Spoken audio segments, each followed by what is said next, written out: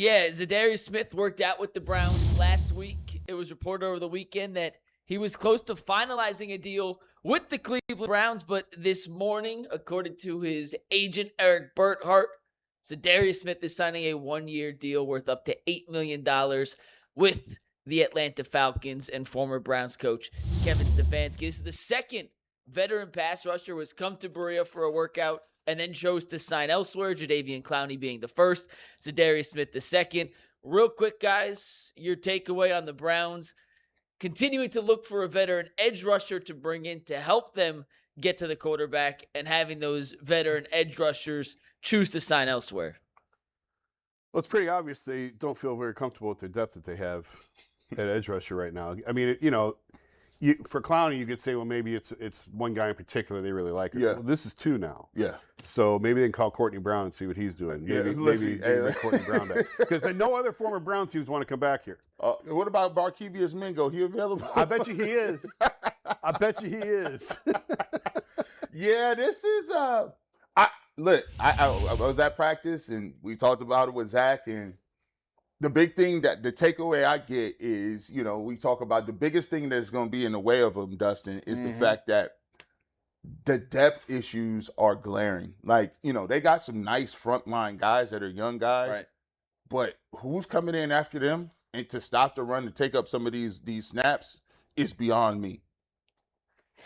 Great question. Za'Darius obviously wanted to go with Stefanski. I mean, it seemed like it makes some sense. I don't know that the Falcons are ready to win anything right now. That's my question. Is it telling to you guys that this is now two former Browns that they wanted to come back and both guys like, you know what, I'm good. I'm going to go over here.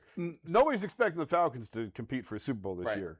And Jadeveon went back to Houston. Now you could say that that's emotional, sentimental ties, whatever. You can come up with whatever reason you want. This is two dudes now who were in that building very recently who said, nope, I don't want to go back. I'm going over here. I think there's something to that.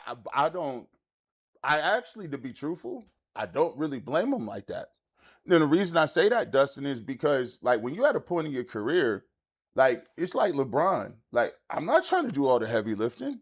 Like, look, man, I get, like, you look at a defensive line. What you want to do as a veteran, you want to come in and get an opportunity to get you a couple pass rushes here or there, maybe coming in third down, specialty package, go out there and be a leader, Right. cheer on the young dudes. But you don't want to go to a team and you're Za'Darius Smith and you're at the back end of your career. They're going to wear you out. And they're going to, I'm going to come in and watch Mike Hall sit down and I'm going to watch Mason Graham or Alex. No.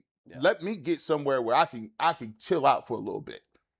Yeah, it makes sense. 33 years old. I mean, how many years does he have left to play in the league? I mean, he played last year for the Eagles and then was pretty much retired. Yeah. And now comes out for another season. So, I mean, I don't think they're losing a lot of production. I was gonna say, I'm not losing sleep. I don't think the Browns are losing sleep over this. This is just one of those deals where it's like, okay. They're not missing production from him, obviously. Like, he's not the Za'Darius Smith of 4 or 5 years ago. Mm-hmm. But the two things that stand out to me is, one, clearly they're not comfortable with the depth that they have at the spot, and two, people who were here before don't want to come back. Right. Well, both of those guys, I think you look at it with Myles Garrett.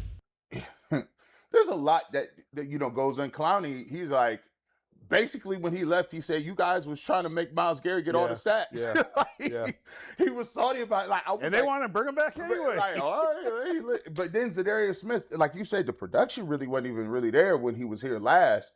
I think the alarming part is if you want to think about what the Browns level wins could be, the thing that really got me was, listen, it's not about who's going to get injured. It's about when. Is somebody going to get injured? And you look at last year where it was Martin Emerson who got injured. You look at, times where guys go in and out of lineup. Up front, I think they're extremely, extremely thin. Yeah. To a point where I wouldn't even play Alex Wright, low key. Can you play Alex Wright in this game against the Bills? I don't think any of the starters are going to play. It sounds like, depending on how practice goes this week, if it's good against the Bills, the starters won't play. So, I mean, and I think we'll talk about that later on in the show, McNuggets.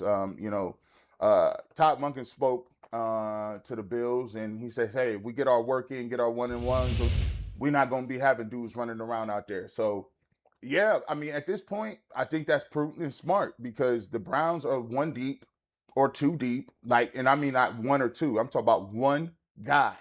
You got Carson Sweat Jr. and Quincy Williams. That's it. I would put, Mike Hall wouldn't see no work. We just trying to now get guys to the regular season. So, yeah, we'll see if they bring in anybody else.